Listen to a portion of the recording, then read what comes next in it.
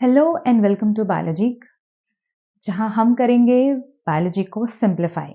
ये चैनल है उन सभी के लिए जो कर रहे हैं प्रिपरेशन, करना चाहते हैं अपने बेसिक्स को रिवाइज स्ट्रॉन्ग, और उनके लिए भी जो कर रहे हैं क्लास 9 की प्रिपरेशन और जो सीखना चाहते हैं क्वेश्चन के आंसर्स को कैसे लिखें और क्वेश्चंस को कैसे समझें।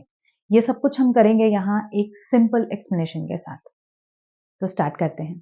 आज का ये वीडियो है एनसीईआरटी साइंस बुक क्लास 9 के chapter fundamental unit of life के नेक्स्ट क्वेश्चन के रिगार्डिंग, जो कि ये है कि अमीबा अपना फूड कैसे ऑब्टेन करता है। अब फंडामेंटल यूनिट ऑफ लाइफ जो कि चैप्टर है उसमें क्वेश्चन आ रहा है रिगार्डिंग अमीबा। थोड़ा कंफ्यूजिंग है, पर हमें यह समझना है कि यहां ये क्वेश्चन अमीबा के बारे में कम और वैक्यूल के बारे में ज्यादा है। कैसे, आइए देखते हैं। अमीबा यूनिसेलुलर ऑर्गेनिज्म है, उसके पास कोई डाइजेस्टिव सिस्टम नहीं है, ना कोई स्पेशलाइज्ड ऑर्गन है जो कि खाना डाइजेस्ट कर सके। तो अमीबा खाना डाइजेस्ट करता कैसे है? Ultimately through food vacuole. तो यहां से वैक्यूल की एंट्री होती है इस क्वेश्चन में।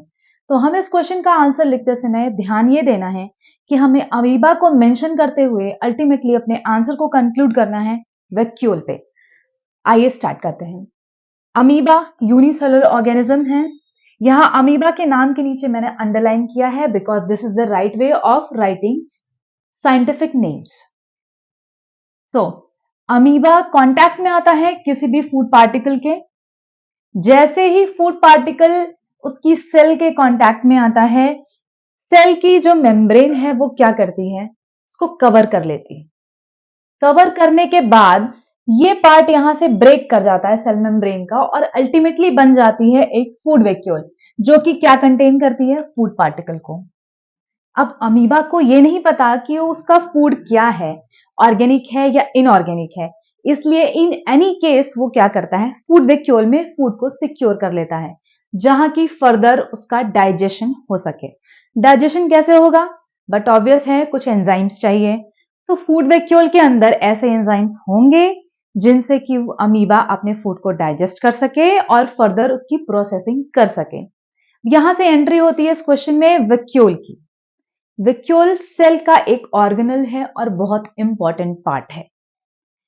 वैक्यूल भी एक मेम्ब्रेनस स्ट्रक्चर है, मींस की मेम्ब्रेन से ही बना हुआ है, इसलिए ये कहां नहीं होगा? प्रोकैरियोट्स में। मेम्ब्रेन का स्ट्रक्चर जो है, वैक्यूल की मेम्ब्रेन का structure is quite similar to plasma membrane. वैसा ही होता है, क्योंकि यहां आप देख सकते हैं एज एन एग्जांपल कि फूड वैक्यूल की मेम्ब्रेन बनी किससे है? अल्टीमेटली प्लाज्मा मेम्ब्रेन से ही बन के आ रही है। तो क्वाइट सिमिलर होता है, थोड़े बहुत चेंजेस इसमें इसके फंक्शन के अकॉर्डिंग होते हैं। वो जब आप डिटेल में फंक्शंस पढ़ेंगे तो उस मेम्ब्रेन में क्या बदलाव है ये भी पढ़ सकेंगे। तो हम स्टार्ट करते हैं सिंपल वैक्यूल से। हम कोई स्पेशलाइज्ड वैक्यूल का स्ट्रक्चर यहां नहीं पढ़ रहे, बिकॉज सिंपल वैक्यूल का स्ट्रक्चर पहले समझेंगे और उसके फंक्शन के अकॉर्डिंग ही उसमें स्पेशलाइजेशन होते हैं। तो वैक्यूल की मेम्ब्रेन के लिए एक टर्म यूज होता है टोनोप्लास्ट। सेल मेम्ब्रेन, इसकी मेम्ब्रेन को हम नहीं बोल सकते, इसकी मेम्ब्रेन के लिए टर्म दिया गया है टोनोप्लास्ट। ना टोनोप्लास्ट क्या एनकवर करती है? वैक्यूल के अंदर क्या कंटेंट हो सकता है? अगर वो फूड वैक्यूल है तो फूड पार्टिकल्स होंगे, एंजाइम्स होंगे, कुछ डाइजेस्टेड फूड पार्टिकल्स होंगे, अदर मॉलिक्यूल्स होंगे जो डाइजेशन के बाद, ब्रेकडाउन के बाद बन रहे हैं। अगर वो कुछ स्टोरेज का काम कर रही है तो उसमें ऐसे मॉलिक्यूल्स होंगे या ऐसा लिक्विड होगा या ऐसा सॉलिड होगा जिसको कि वो स्टोर कर रही है। अब स्टोरेज पार्टिकल्स अमीनो एसिड्स हो सकते हैं, प्रोटीन्स हो सकते हैं, किसी भी तरह के लिपिड्स हो सकते हैं। सेल का कोई एक्सक्रीटरी प्रोडक्ट हो सकता है। एक्सक्रीटरी प्रोडक्ट का मतलब कि जिसको सेल को टेम्पररीली स्टोर करना है और फिर अल्टीमेटली सेल के बाहर निकाल देना है। कोई भी पॉइजनस मॉलिक्यूल, पॉइजनस एलिमेंट भी हो सकता है जो कि सेल के मेटाबॉलिज्म के बाय प्रोडक्ट की तरह बना है, बट सेल को उसको अल्टीमेटली निकालना है। या फिर कहीं से कोई भी चीज है जो कि सेल को बाकी के साइटोप्लाज्म से सेपरेट करके रखनी है और बाद में निकाल देनी है, या फिर कहीं और यूटिलाइज करनी है। स्टोरेज का काम भी टोनोप्लास्ट से एनक्लोज्ड इस फ्लूइड में किया जाता है। नेक्स्ट काम है वैक्यूल का ट्रांसपोर्ट। ट्रांसपोर्ट कैसे करेगी वैक्यूल? हमने पढ़ा है गोल्गी बॉडी। गोल्गी बॉडी से वैक्यूल्स बर्ड ऑफ होती हैं।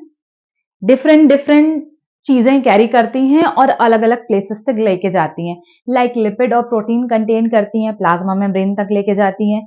कुछ एंजाइम्स कंटेन करती हैं तो वो अलग प्लेसेस पे जहां उन्हें एंजाइम्स की जरूरत है वहां लेके जाती है। लाइसोसोम भी एक तरीके की वैक्यूल ही है। उसका क्या काम है? हाइड्रोलिटिक एंजाइम्स को स्टोर करना। मीन्स कि ऐसे एंजाइम्स जो किसी चीज का ब्रेकडाउन करने में इस्तेमाल किए जाएंगे। So apart from transport, next function है डाइजेशन ऑफ फूड, जो कि अभी हमने यहां देखा। फूड वैक्यूल क्या करेगी? डिफरेंट एंजाइम्स कैरी करेगी जो कि फूड के डाइजेशन में हेल्प करेंगे और उनका डाइजेशन ब्रेकडाउन करके उनको सिंपल मॉलिक्यूल्स में चेंज करेगी। Maintenance of turgidity. अब यहां एक क्वेश्चन आता है, व्हाट इज टर्जिडिटी? टर्जिडिटी क्या होती है? टर्जिडिटी को आप ऐसे समझ सकते हैं, कोई बलून है जिसमें पानी भरा हुआ है। पानी भरा हुआ, वो फूला हुआ है, इतना टाइट है कि आप बहुत आसानी से उसको दबा नहीं सकते, या फिर एक शेप मेंटेन कर रहा है बलून। उस बलून में से अगर आप पानी निकाल दें तो जैसे जैसे पानी निकलेगा वैसे वैसे बलून फ्लैटन या लूज होता जाएगा, डी शेप होता जाएगा। तो वो क्या कंडीशन हो गई? फ्लैसिड। जो शेप मेंटेनेंस है, लिक्विड फिल्ड है, उसके कारण शेप मेंटेन हो रहा है, दैट इज टर्जिडिटी। लिक्विड बाहर निकल गया, शेप लूजन हो रहा है, डी शेप हो रहा है, that is flaccidity. Plant cell के केस में ये टर्जिडिटी बहुत काम आती है। प्लांट सेल में वैक्यूल्स हम जानते हैं बहुत बड़ी होती हैं और बहुत बड़ा एरिया कवर करती हैं और वो प्रोवाइड करती हैं टर्जिडिटी, जो जिसकी बात यहां पे की गई है। Maintenance of turgidity animal cells में उतना मायने नहीं रखती, क्योंकि एनिमल सेल्स में वैक्यूल्स छोटी होती हैं, अलग अलग फंक्शंस परफॉर्म करती हैं और इतनी बड़ी वैक्यूल नहीं होती कि एनिमल सेल को टर्जिडिटी दे पाए। पर प्लांट सेल में वैक्यूल बहुत बड़ी होती है, बहुत बड़ा पोर्शन सेल का कवर करती है और टर्जिडिटी प्रोवाइड करती है। नेक्स्ट और बहुत यूनिक काम है, दैट इज ऑस्मो रेगुलेशन। अब ऑस्मो रेगुलेशन क्या है? ऑस्मो रेगुलेशन एक ऐसा प्रोसेस है जिसके थ्रू सिंगल सेल्ड या यूनिसेलुलर ऑर्गेनिजम्स लाइक अमीबा, जो कि फ्रेश वाटर में रहते हैं, फ्रेश वाटर मींस कि वो सी वाटर नहीं होना चाहिए, उनके साथ क्या प्रॉब्लम होती है? चूंकि बाहर का आसपास का पानी उनकी सेल में एंटर करता रहता है। क्यों? क्योंकि बट ऑब्वियस सेल के अंदर का जो सोल्यूशन है वो अलग अलग चीजें प्रेजेंट होने के कारण या उसमें अलग अलग चीजें डिसॉल्व होने के कारण ज्यादा कंसंट्रेटेड है बाहर के पानी के अकॉर्डिंग। तो बाहर का पानी सेल के अंदर एंटर होता रहता है या वैक्यूल में भी ट्रैप होकर के आता रहता है। तो अमाउंट ऑफ वाटर सेल के अंदर ज्यादा हो सकता है फ्रेश वाटर ऑर्गेनिजम्स के केस में। अब अगर पानी लगातार अंदर आ रहा है आ रहा है आ रहा है और उसको रेगुलेट नहीं किया गया तो सेल स्वेल करके फट सकती है। उस चीज से बचने के लिए यूनिसेलुलर ऑर्गेनिजम्स ने ये एक ट्रिकिया तरीका निकाला है जिसको हम बोलते हैं ऑस्मो रेगुलेशन। मींस एक्स्ट्रा पानी को टाइम टू टाइम सेल के बाहर निकालना। ये काम कौन करता है? Contractile vacuole, again a type of vacuole, एक स्पेशलाइज्ड वैक्यूल जो ये काम करती है।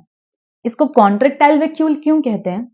एक्स्ट्रा पानी होता है, ये स्टोर करती है, प्लाज्मा मेम्ब्रेन में जाकर के ये मिल जाती है और पानी बाहर निकाल देती।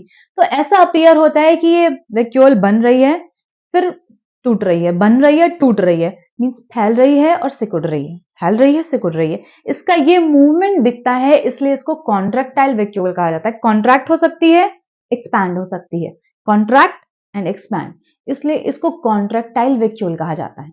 और जैसा कि ये परफॉर्म करती है बहुत इंपॉर्टेंट फंक्शन जो कि है ऑस्मो रेगुलेशन। आई होप आपको ये वीडियो हेल्पफुल लगा हो and please share, subscribe. Thank you.